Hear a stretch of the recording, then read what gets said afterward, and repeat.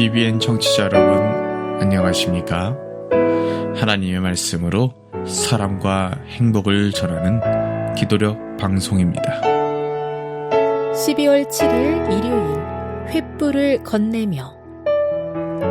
하나님 앞과 살아있는 자와 죽은 자를 심판하실 그리스도 예수 앞에서 그가 나타나실 것과 그의 나라를 두고 엄히 명하노니, 너는 말씀을 전파하라.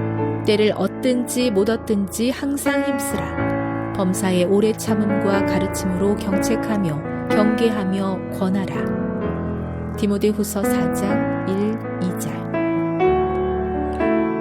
찬가 452장 귀하신 주여 날 붙드사 찬미를 들으신 후에 말씀을 나누겠습니다.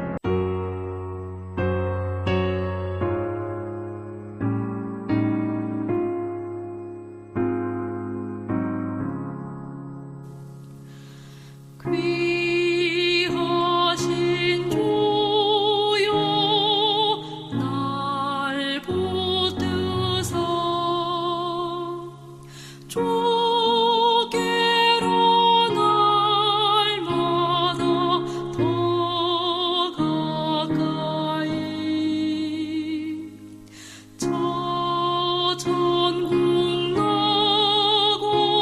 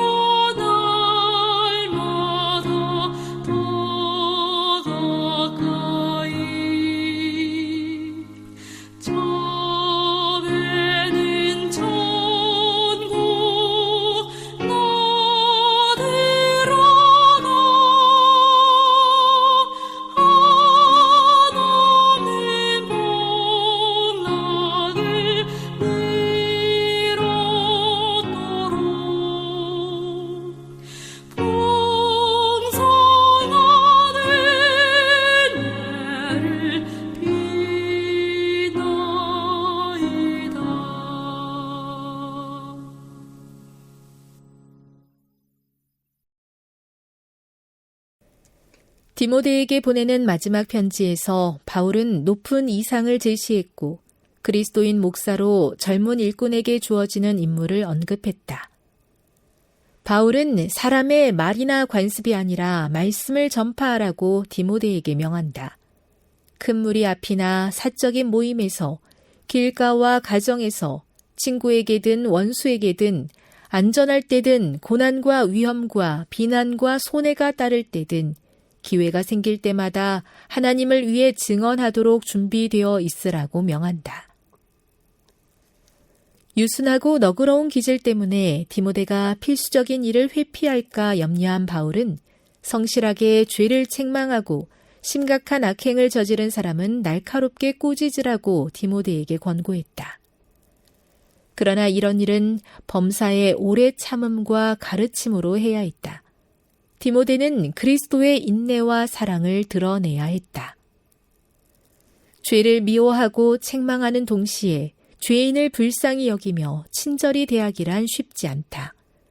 마음과 생애를 거룩하게 하려고 애쓸수록 죄에 대한 우리의 자각은 더 예민해지고 의를 벗어난 길에 대한 반감은 더욱 거세진다.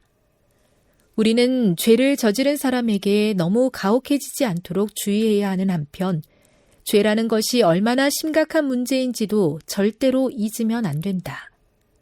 잘못한 사람에게도 그리스도의 인내와 사랑을 보여야 하지만 잘못에 너무 관대하다 보면 잘못한 당사자가 자신에게는 책망받을 일이 없다고 여길 위험도 있다.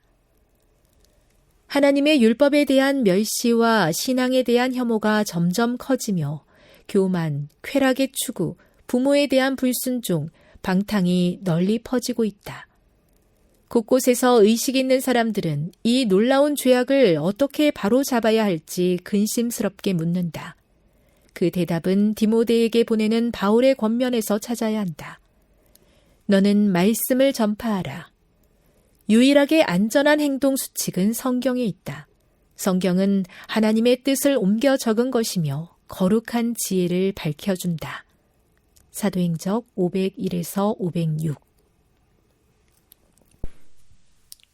누군가의 마지막 말은 이상하게도 마음에 오래 남습니다. 길게 설명하지 않아도 한 문장만으로도 그 사람의 인생이 전해질 때가 있기 때문이죠.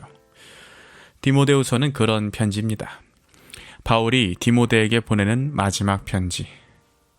그래서 이 말은 조언이 아니라 마치 횃불을 건네는 손의 무게처럼 느껴지기도 하는 것입니다. 바울은 디모데에게 사람의 말이나 관습뿐 아니라 말씀을 전하라고 말하고 있습니다. 큰 무리 앞에서든 작은 자리에서든 어디서든 기회가 생길 때마다 하나님을 위해 증언할 준비를 하라고 말하는 것이죠. 이 부분이 참 바울답다라는 생각이 드는 것 같습니다. 복음이란 결국 환경이 좋을 때만 가능한 일이 아니라는 것을 그가 자기 삶으로 보여준 사람이기 때문이죠. 그런데 바울은 디모데의 성품을 알고 있었던 것 같습니다. 유순하고 너그러운 기질 때문에 꼭 해야 할 말을 밀어버릴까 염려하기도 하며 죄를 책망하고 때로는 날카롭게 꾸짖는 일도 피하지 말라고 권면하고 있습니다. 그리고 바로 한 줄을 더 붙입니다. 범사의 오래 참음과 가르침으로. 이 말이 얼마나 중요한지 모릅니다. 진리를 말하되 사람을 부러뜨리지는 말라는 뜻이죠. 죄는 미워하되 죄인은 포기하지 말라는 뜻입니다. 사실 이 균형이 가장 어려운 것입니다. 어느 날은 진리를 지키겠다는 마음이 너무 앞서서 사람에게 차갑게 대할 때가 있고, 또 어느 날은 사람을 품겠다는 마음에 진리를 흐리게 만드는 때도 있습니다. 바울은 그 경계선을 디모데에게 정확히 붙잡아 주는 것입니다. 오래 참음과 가르침과 경책과 경계의 겉면의 말씀인 것이죠.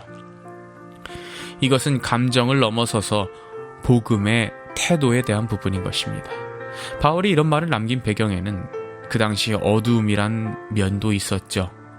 율법에 대한 멸시도 있었고 신앙 그 자체에 대한 혐오가 있기도 했었으며 쾌락과 교만과 방탕이 점점 더 넓게 퍼지는 현실 가운데 그 가운데 의식이 있는 사람들이 이 현 사태를 어떻게 바로잡아야 합니까? 라고 물었던 시대였습니다. 바울의 대답은 항상 단순하였습니다. 너는 말씀을 전하라. 세상이 복잡해질수록 교회가 붙잡아야 할 것은 새로운 구호의 모습이 아니라 이전부터 있었던 복음인 것입니다. 사람의 방법이 아니라 하나님의 말씀이 필요한 것입니다.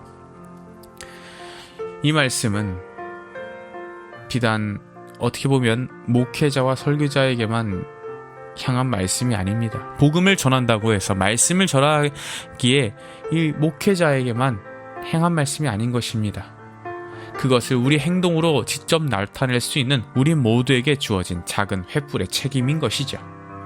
가정에서든 직장에서든 관계의 가운데에서 말씀대로 직접 살아내는 사람, 진리를 사랑으로 말하는 사람, 누군가가 무너졌을 때 다시 일어설 길을 함께 찾아주는 그런 사람, 그런 삶이 말씀이 우리의 말이 되고 우리의 태도가 되고 우리의 손길이 될 때 디모데처럼 복음의 다음 세대를 잇는 사람이 될 수 있는 것입니다. 오늘 이 말씀은 거대한 결심을 요구하고 있지는 않습니다. 그저 내가 피하고 있던 말씀이 있는지, 너무 쉽게 타협해버린 진리가 있진 않았는지, 그리고 내가 반대로 진리를 말한다라는 이유로 사람들에게 너무 차가워진 적은 없는지 말입니다. 바울은 두 손으로 횃불을 건네며 말을 합니다. 말씀을 놓치지 마라. 그러나 사람도 잃지 마라. 진리를 약하게 만들지 마라. 그러나 사랑을 더 강하게 하라. 오늘 하나님께서도 우리 각자에게도 그 작은 횃불 하나를 맡겨주시고 계십니다. 그 불은 크기가 중요하지 않습니다. 다만 그 불을 꺼지지 않게 오늘의 각자의 자리에서 조용히 들고 서 있는 그런 저와 여러분 되시길 바라며 말씀 마치겠습니다. 기도하시겠습니다. 하나님 아버지, 바울이 디모데에게 건넜던 그 마지막 말씀이 오늘 제 마음에도 이루어져 있음에 감사드립니다. 그 주어져 있는 각자의 그 횃불을, 그 불을 꺼지지 않게 지켜나가며 진리의 말씀을 사랑으로 전하는 저희 모두가 될 수 있도록, 복음 그 자체의 삶이 될 수 있는 저희가 되도록 인도하여 주시옵소서. 예수님의 이름으로 기도합니다. 아멘.